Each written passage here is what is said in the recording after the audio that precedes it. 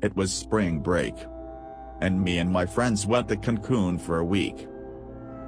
To drink, dance, and party. We booked 2 rooms in a motel by the beach, not far from the party strip. The first few days went as planned.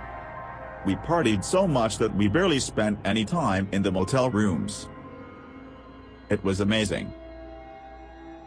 On the 4th night, we went to another one of the many nightclubs we had frequented during our time in Cancun. The music blared through the speakers, and I had been on the dance floor for some time.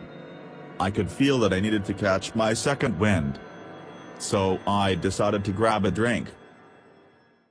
I made my way to the bar. I'd been at the nightclub for a few hours, and I was having a great time. As I waited to be served, a girl came up to me. She was beautiful, with dark hair, and a perfect body. Definitely a solid 10. She gave me a wanting smile. "Hey there, handsome," she said, inspecting me up and down. She offered to buy me a drink. I will admit, I should have been cautious about accepting drinks from strangers, even beautiful ones. But I was caught up in the moment, and I was in full view of the bartenders. I thought I'd notice if anything dodgy happened. Once it was poured, the girl paid for it, and handed it to me. I thanked her and sipped from the small plastic cup. We chatted for a while, with me trying to be as smooth as possible. After some time, my legs started feeling heavy. I figured that maybe I was getting tired or something. But a few seconds later, my head started spinning, and my legs had turned to jelly. The dizziness made it hard to focus. I felt the woman put her arm around me and lead me through the club. As I stumbled towards the exit, I desperately wanted to call out to anyone around me to help. But I couldn't speak, because my body had gone limp. Outside, she signaled someone. I couldn't see who it was. But soon after a car pulled up. I couldn't think straight, as I was helped into the back seat.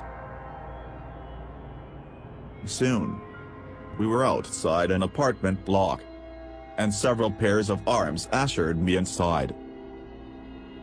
It was at this point that I started drifting in and out of consciousness. Then everything went black.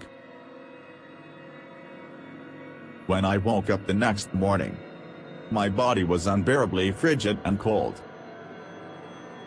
I realized that I was laying submerged in a bathtub filled with cold water and ice cubes. The terror of the night before suddenly came flooding back. Panicked, I saw a phone next to the tub, and reached for it. I felt a very sharp pain on the left side of my waist. It was so painful that I almost instinctively reached in to cover the pain. But it hurt every time I moved. I noticed that there was a note taped to the phone. The note instructed me to not move, and to call the police. I called the local police, and explained everything to them, trying to be as clear as possible.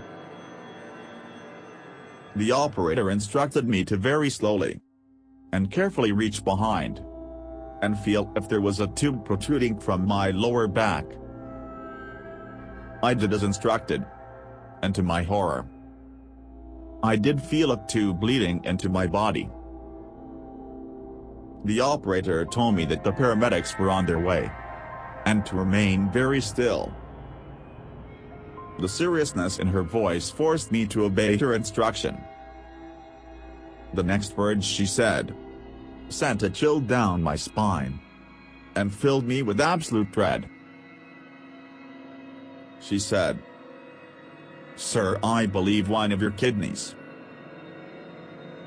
has been stolen.